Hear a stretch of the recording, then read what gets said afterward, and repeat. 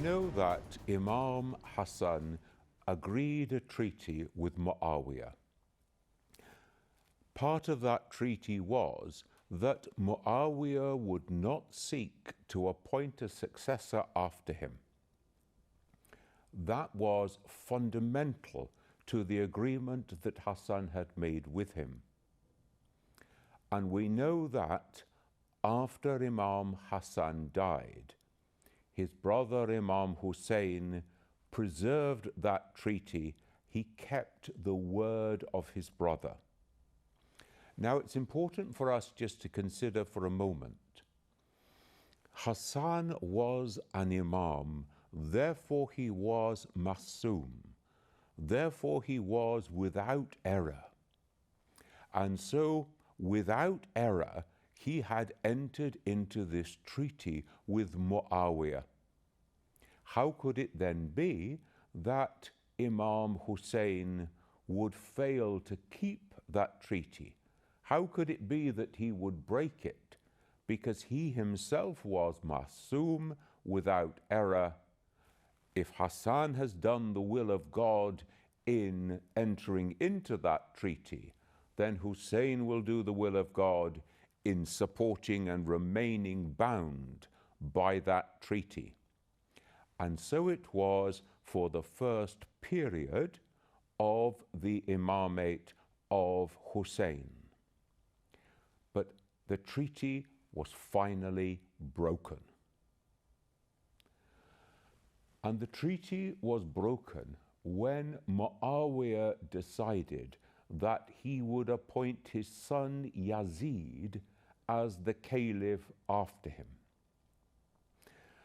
Now, Muawiyah was not a man of the greatest reputation for piety and upright living, but Yazid was a byword for breaking the code of practice of Islam, which had been inherited from the Quran, from the Prophet.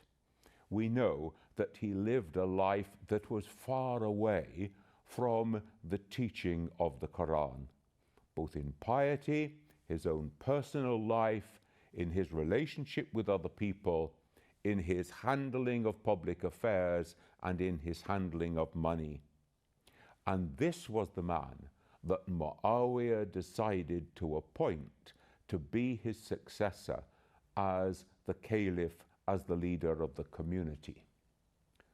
What was Imam Hussain to do? The treaty had been broken.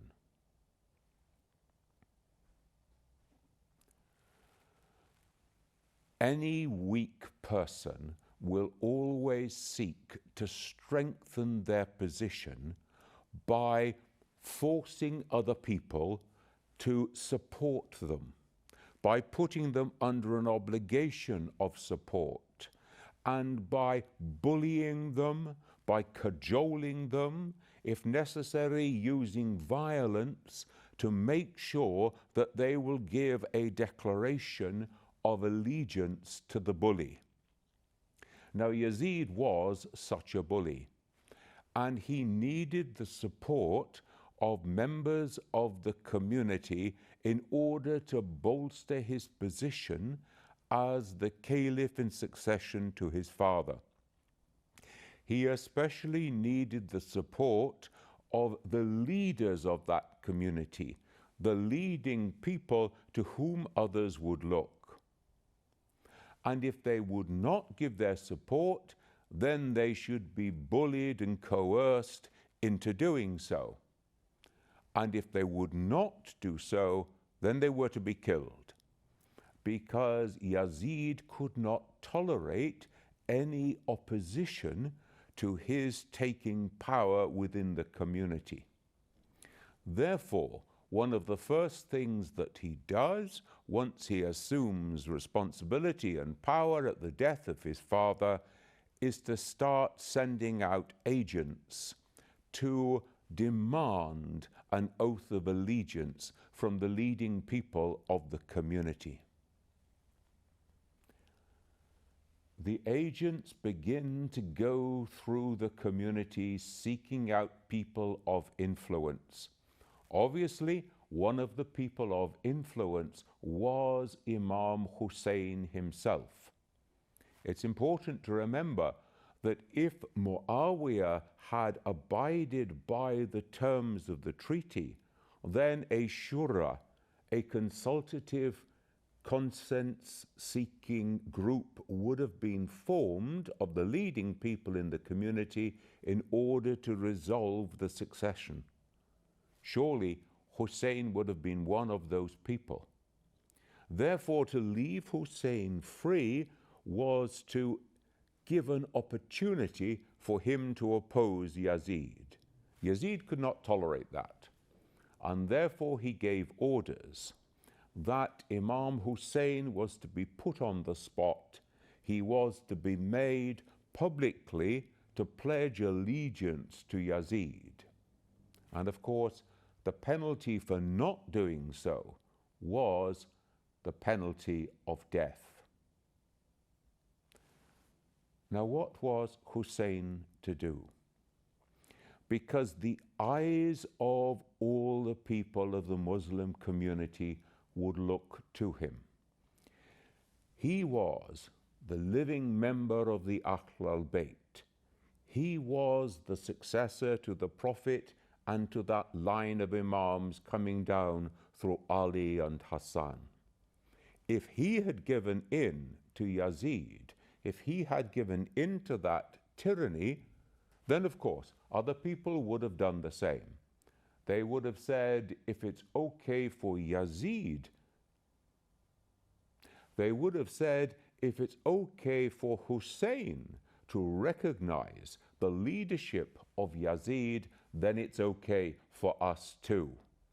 And in this way, the whole thing would have been lost.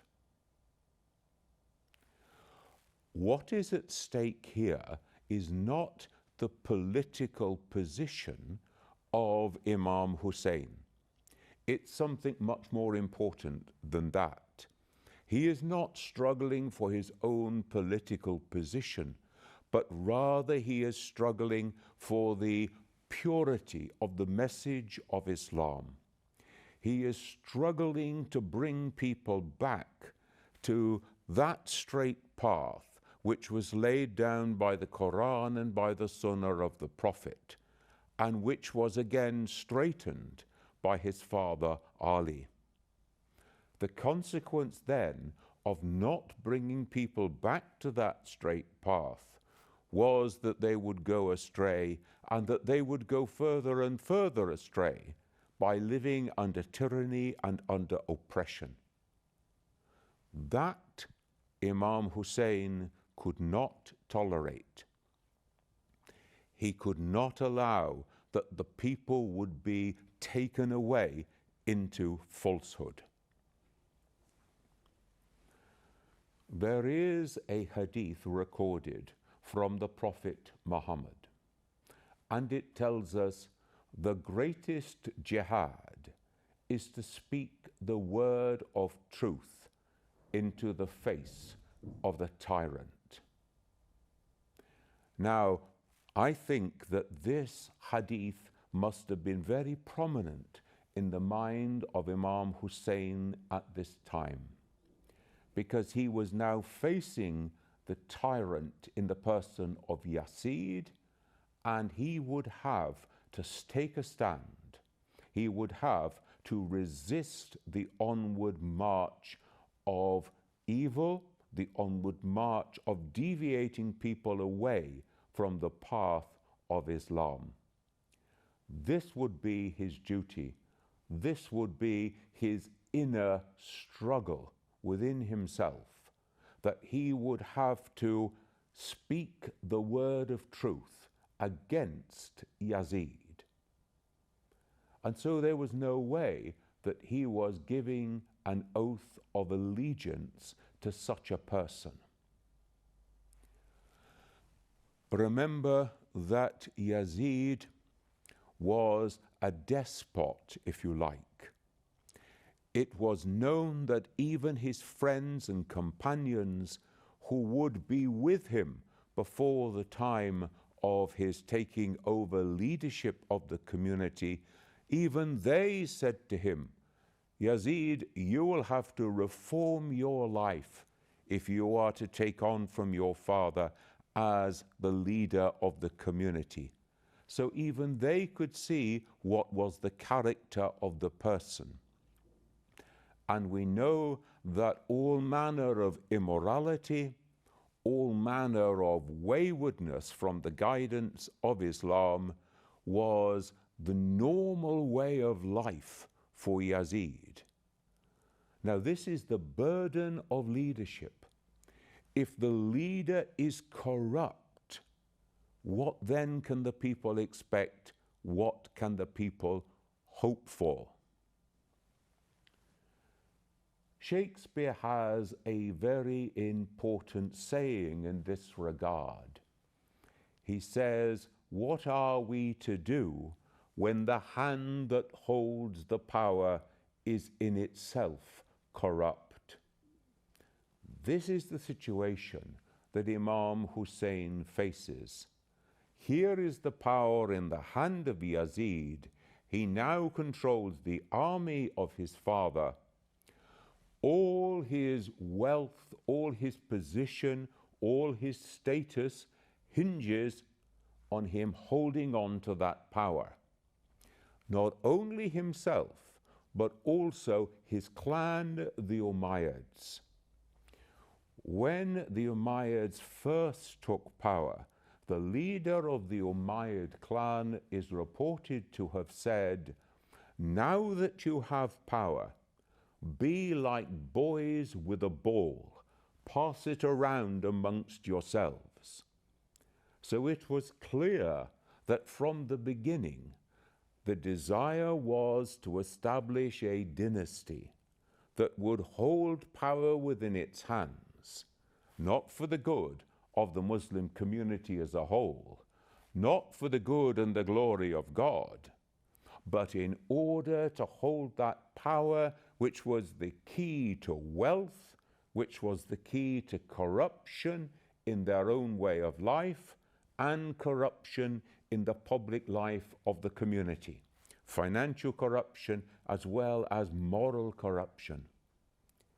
Now again, what is the duty, what is the burden of leadership? Because Imam Hussain knows himself to be the divinely appointed leader of the community. He knows that the eyes of everyone will be looking to him.